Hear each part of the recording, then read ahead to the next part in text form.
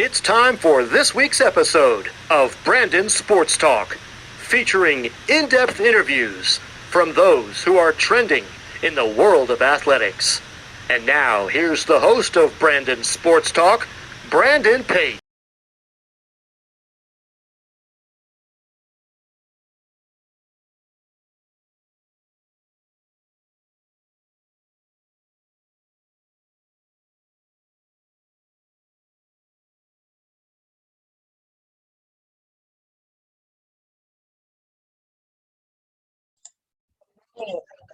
Welcome back to Brandon Sports Talk. In today's episode, I have the privilege to interview the owner and founder of She Plays, Ashley Hart. How are you doing today? I'm doing great. Thanks so much for having me. Thank you. Can you talk about how you knew that you wanted to start the business of She Plays? Yeah, I'll try to keep it real short, but I was transitioning out of a career I'd had for 10 years and wanting to do something different, wanting to do something that still made some sort of change socially. And I've always loved sports, a huge fan, played sports growing up, still do today. And just kind of, it was the perfect time of the equal pay movement was, in the news a lot. And I was trying to find games for professional soccer, and the streams were either really bad online or they weren't on TV. And it just kind of was like, why is this still a thing? Why is it still so hard to watch these World Cup athletes or, the WNBA that's been around now for 25 years? So yeah, it just kind of became, all right, there's still like a huge amount of inequality in sports. Let's see what we can do about that to help women and young women. I had a new niece at the time, if she is, has a talent and could become a professional, I'd love for her to have opportunities as if I had had a nephew. So that was kind of the genesis of it all. Of course, how did you come up with the name She Plays? Yeah, it was actually my older sister. So we were on a family vacation when this idea kind of came about, and just kind of trying to run through different names. We all kind of threw in some names, and she was the one that came up with She Plays. Of course, what were some of the popular names that were thrown around? Oh gosh, that was back in 2018. So I don't really remember, but as soon as She Plays came up, I think there was something with plays. Like we were trying to do plays a lot. But like this little phrase of She Plays, She Slays, it just kind of, became this thing that was immediately like, oh yeah, I love that. What are some of the things that you offer for She Plays? So we provide news coverage for women's sports leagues across the board. We do cover the WNBA and then NWSL as two of the major leagues in the country. But then we also have coverage for Athletes Unlimited, LPGA, WTA, the bowling league. We follow the ultimate Frisbee leagues. We try to cover every professional league that exists in the country. We do try to have a wide range of coverage for them. And then we also are building out a fantasy sports app. We've had games that we hosted on our website that were fun, but we've in the meantime been building an app that's fully dedicated to season-long fantasy sports. You and a bunch of your friends can have your own league and, get the trash talk going. We were talking earlier, you're a fan of Casey Murphy. You could have Casey Murphy on your team and you alone get her. So we're really excited to bring that to the women's sports landscape soon. Of course, what are some of the main sports that you cover besides obviously the women's basketball and NWSL? Yeah, so we do cover the PHF as well, the hockey league. We're really, me personally, I grew up in North Carolina, so I knew one person that played ice hockey and he had to travel 30 minutes to his team, but I've really gotten into the hockey league here. So we do cover that. And like I said, we cover as many as we can. UFC, AVP, the professional volleyball, Athletes Unlimited, which is an amazing organization, has many sports. We cover all of their sports offerings. As many leagues as exist, we do try to cover them. How's it like obviously getting to cover those UFC women fighters? Yeah, it's wild, right? I've interviewed a couple on our podcast, and then we do have some of our incredible writers do create great content around them. It's a different world. It is a different world. I think it's wild their training regimen, right? Like it's so intense and covers so many different things involving body and mind. So they're incredible athletes. Of course, what is it like, obviously, coming out with the She Plays podcast? I love it. That's been the surprise thing for me since starting in 2019. Is that's one of my favorite parts of getting to be a part of She Plays, is getting to host that podcast. And then we also have a podcast that started during COVID called Sports Break, where we talk to anyone about a shared love of sports. But She Plays a podcast. We really focus on people in the women's sports world or women across the board in the sports world. So yeah, I mean, you get to meet amazing people, like you get to talk to people you never thought you'd get to talk to and realize they're people, right? And they have drive that's so inspiring. I mean, I walk away from every interview being like, okay, let's go get the day. Like that was amazing and inspirational just to hear their story. So yeah, I love being a platform where people can share the story of their life and what motivates them and the change they want to keep seeing. Who are some of the notable people that you've had the privilege of interviewing for the She Plays podcast? Oh man, so many good ones.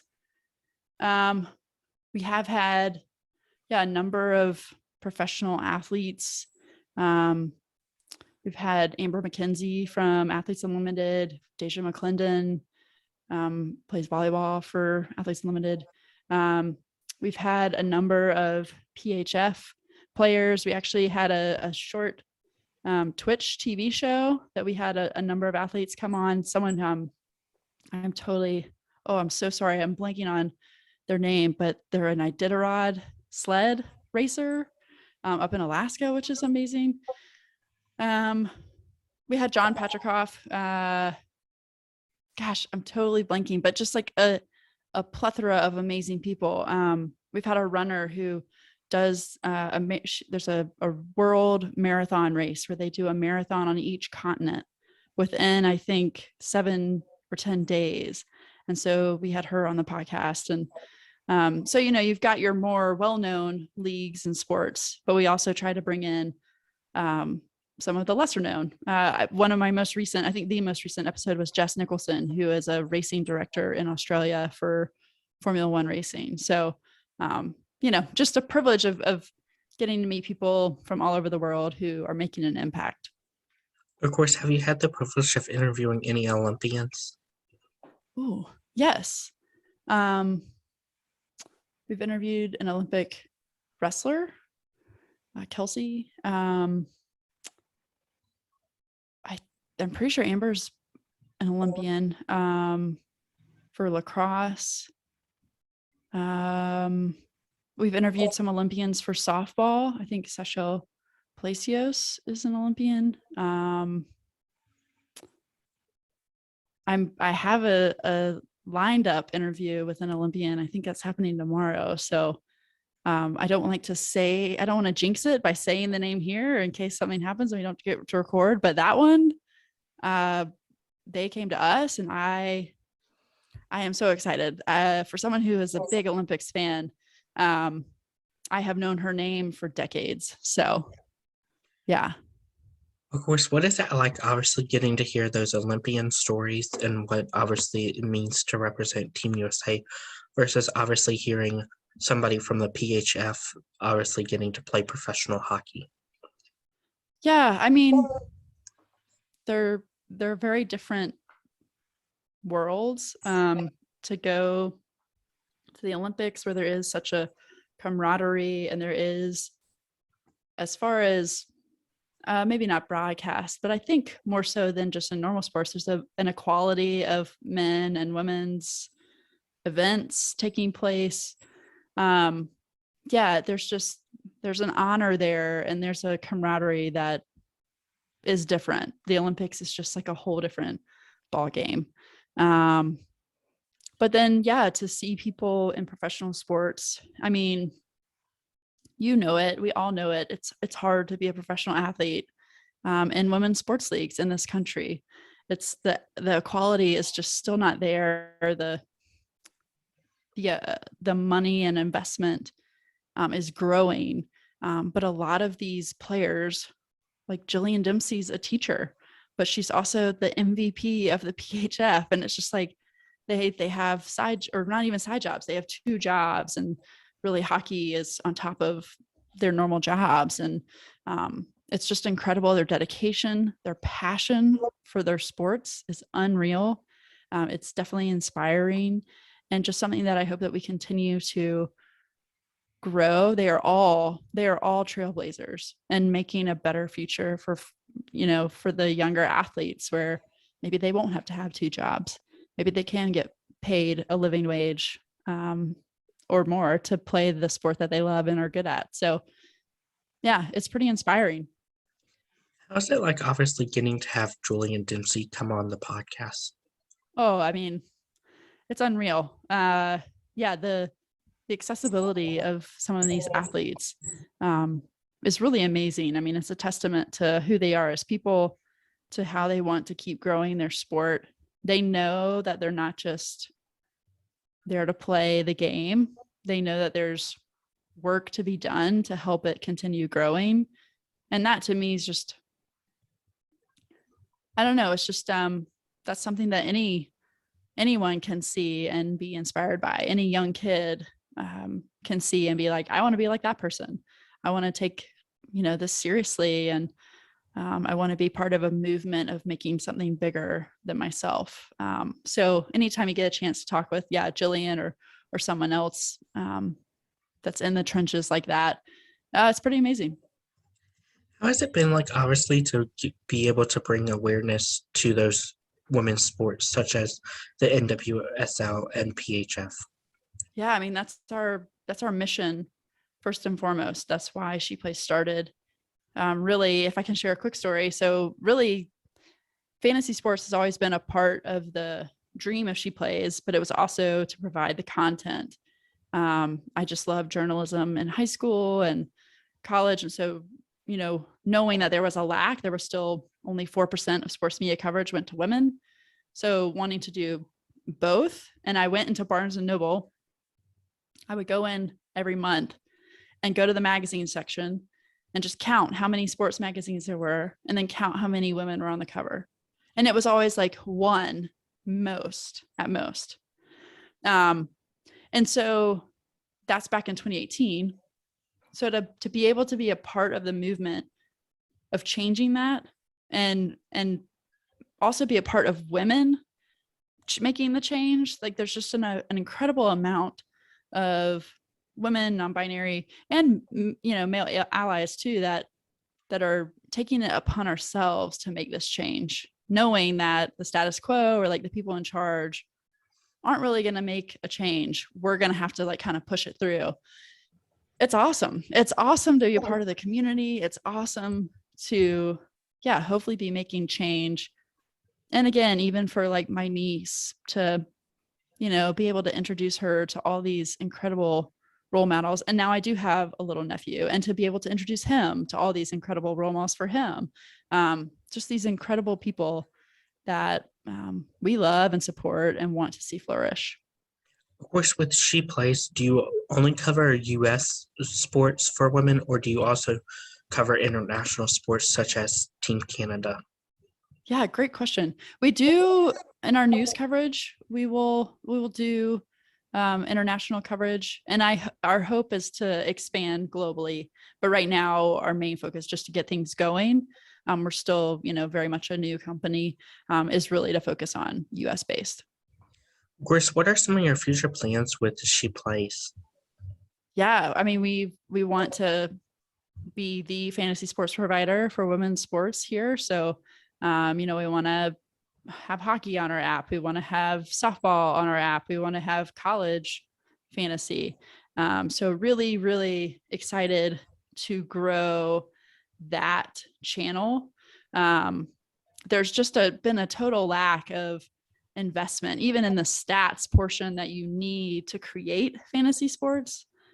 That's something that's been very surprising for me to find, is like there's just a big lack there. And so to, at the same time, be creating fantasy sports and hopefully revolutionizing the stats part too, and working with people who are passionate about that.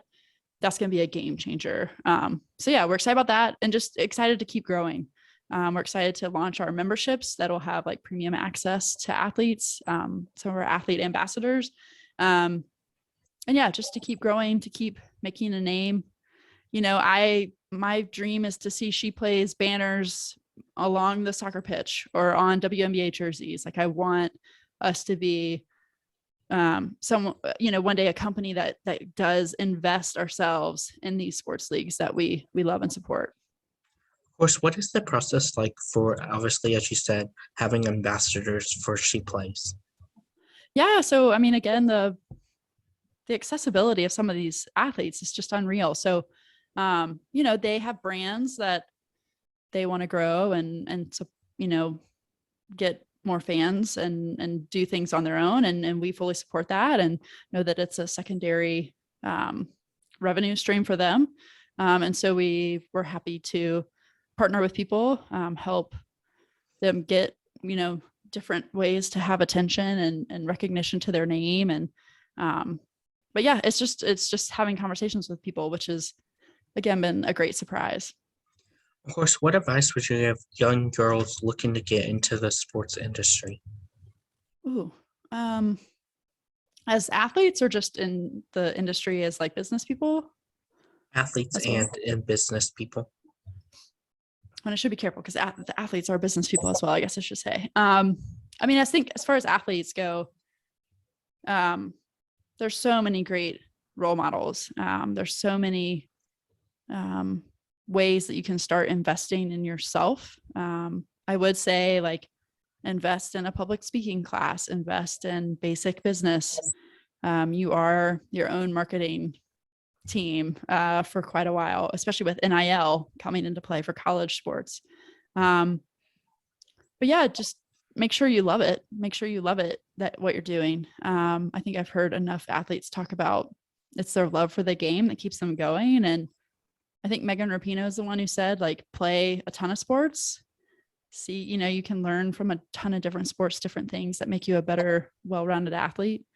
As far as business folks go, I would say reach out to women who are working in the industry. I feel like there is this,